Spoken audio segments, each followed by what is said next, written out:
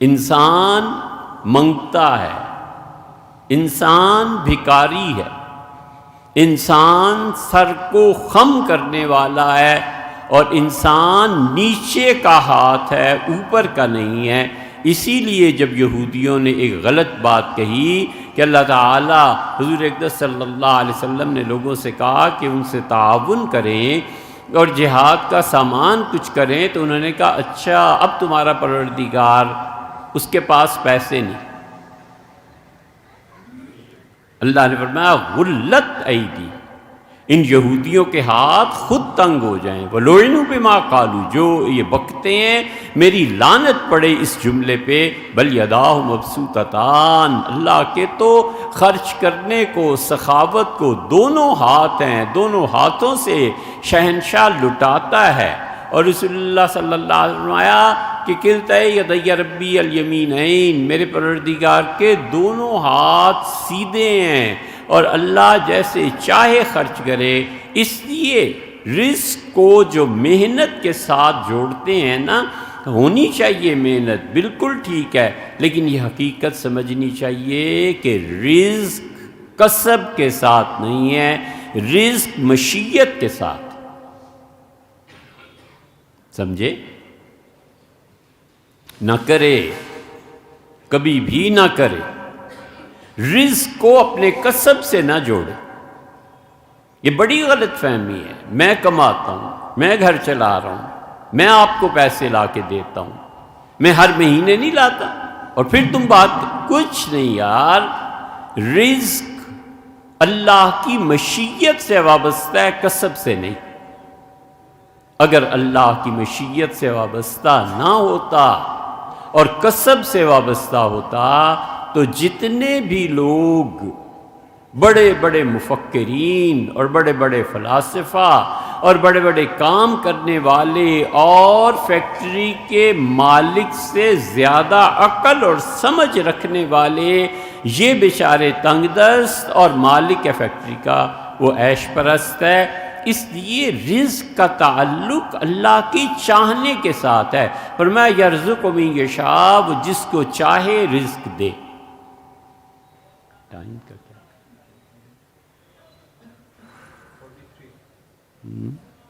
43۔ جب 50 ہو جائے تو بتائیے۔ رزق کا تعلق مشیت الہیہ کے ساتھ ہے۔ بے وقوف، ان پڑھ کروڑوں میں کھیل رہا ہے، اور عقل مند پڑھا لکھا قرض لے کے گھر چلا رہا ہے۔ رزق مشیت الہیہ کے ساتھ ہے، رزق کسب کے ساتھ نہیں ہے۔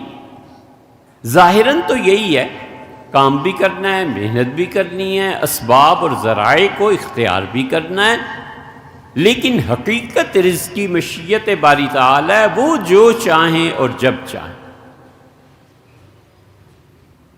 اس لیے حکمت جس چیز کا نام ہے نا، یہ تیسری بات اور چوتھی بات ہم نے عرض کیا کہ وجود صرف اللہ کا، اور اللہ کے علاوہ کوئی ایسا نہیں ہے جس کے ہونے نہ ہونے سے کائنات پہ کوئی فرق پڑتا، اور ذاتی وجود صرف اللہ کا، اس کے علاوہ ہر چیز مخلوق ہے۔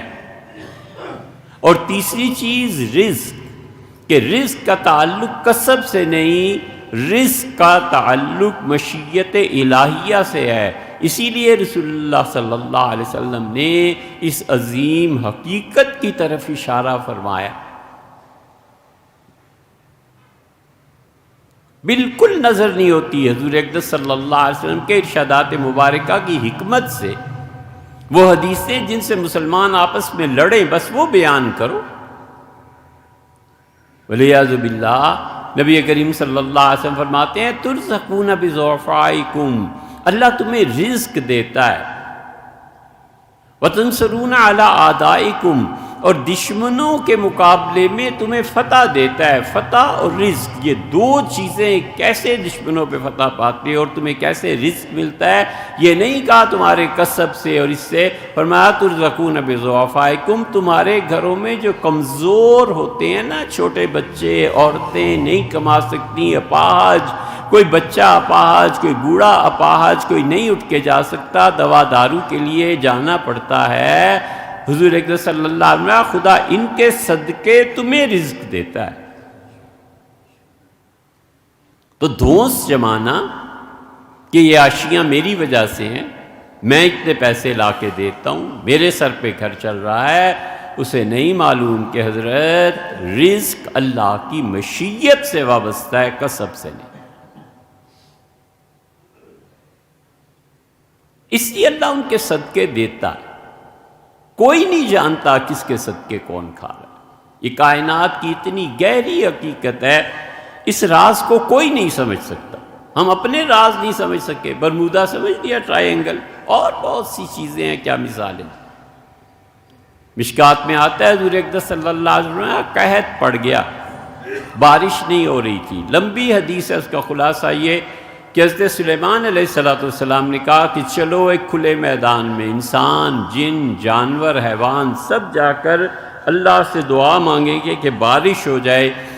اور سلیمان علیہ السلام چلے، تھوڑا سا آگے گئے، مسکرائے اور فرمایا واپس چلے جاؤ، بارش ہو جائے گی۔